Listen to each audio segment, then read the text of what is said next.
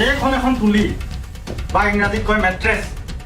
এই মেট্ৰেছখনৰ ভিডিঅ' কেলে বনাইছোঁ, এই মেট্ৰেছখন আহিছে আমাৰ হাতীগুলি পঞ্চায়তত ডিষ্ট্ৰিবিউট কৰা হয়।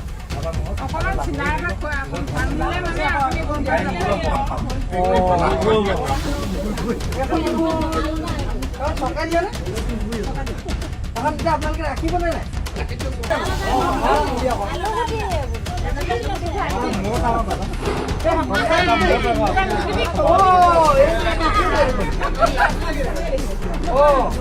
ইপাৰ পৰা ইপাৰ পুৰা ভালকে দেখি পাই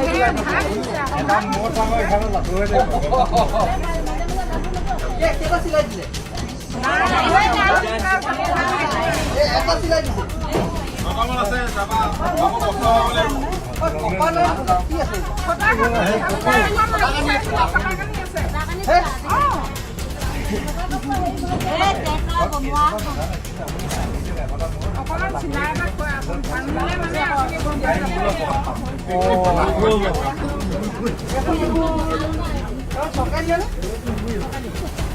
আপোনালোকে ৰাখিব নে নাই?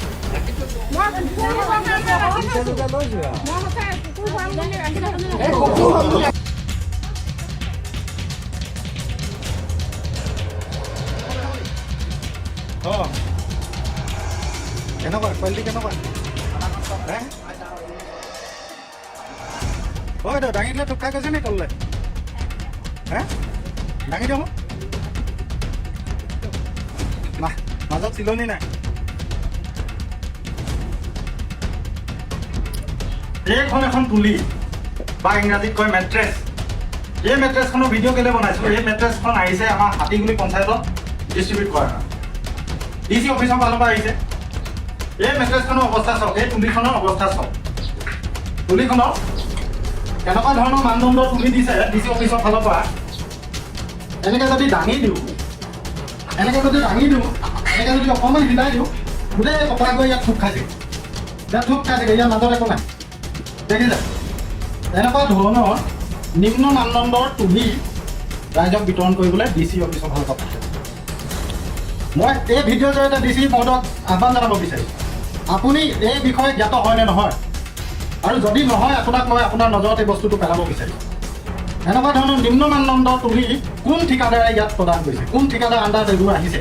হাতীগুলি পঞ্চায়তৰ এটা ৱাৰ্ডত মাত্ৰ 50 ঘৰকৈ মানুহক তুলি দিবলৈ দিছে। য'ত 150 ঘৰ মানুহ ডুবিছে 50 ঘৰ মানুহক তুলি দিবলৈ দিছে। সেইটো কেনেকুৱা কথা? আৰু এনেকুৱা ধৰণৰ নিম্ন মানদণ্ডৰ তুলি য'ত আমাৰ কুকুৰেও নোহোৱে, পশুৱেও নোহোৱে, এনেকুৱা ধৰণৰ তুলি দি ৰাইজক কিয় অপহাস কৰিছে, ৰাইজক কিয় কিকিং কৰিছে? শিৱসাগৰীয়া ৰাইজক, এই বান বিধ্বস্ত ৰাইজক, এই মহাপ্ৰলয়ৰ সময়ত যাক আপুনি গোটেই অসমবাসী উগুৰি পৰিছে সহায় সহযোগ কৰিবলৈ, এনেকুৱা ক্ষেত্ৰত আকৌ চৰকাৰে এনেকুৱা ধৰণৰ নিম্ন মানদণ্ডৰ বস্তু প্ৰেৰণ কৰি আমাক উপহাস কৰিছে, শিৱসাগৰীয়াক কিকিং কৰিছে, ইনচাল্ট কৰিছে। DC মহোদয় ইয়াৰ ওপৰত সঠিক তদন্ত কৰক, আৰু যি এনেকুৱা নিম্ন মানদণ্ডৰ তুলি বা মেট্ৰেছ যোগান ধৰিছে তেখেতলোকৰ ওপৰত যথোপযুক্ত শাস্তি ব্যৱস্থা কৰক। অসমীয়াত খুব ধুনীয়া প্ৰবাদ আছে, ছাঁতে শুকোৱা মুঠিতে লুকোৱা। বালক মিঠাতেল দেখিলে চব দেখিলে। এতিয়া এটা নতুন মাল বজাৰত আহি গৈছে, মামাৰ তুলি।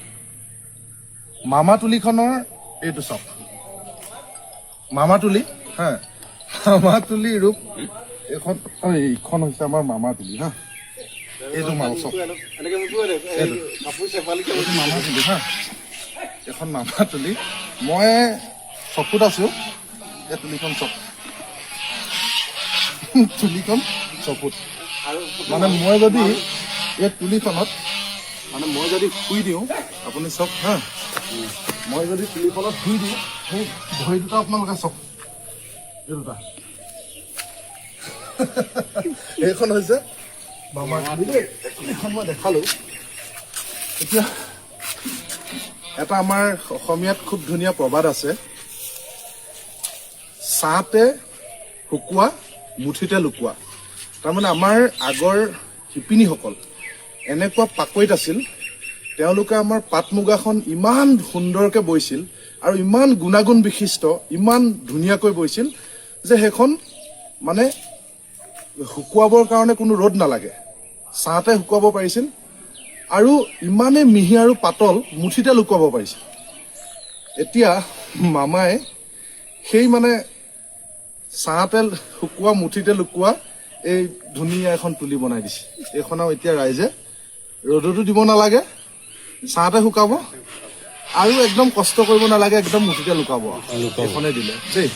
8 জুলাই তাৰিখে বানপানী হৈছিল, মহাপ্ৰলয় হৈছিল আৰু 20 আগষ্ট তাৰিখে যে মোদী ডাঙৰক লগ কৰিবলৈ গৈছিলে সেইটোকে আলোচনা কৰি মেলি এইখন তুলি দিয়া কথা আলোচনা কৰিবৰ কাৰণে তেওঁ ফুলৰ থোপা দি ধুনীয়াকৈ লগ কৰি এই আলোচনা কৰি আহি চিধাই আৰু এইখনেই দিছে। এতিয়া আপুনি ছাঁতে শুকুৱাব পাৰিব, মুঠিতে লুকুৱাব পাৰিব।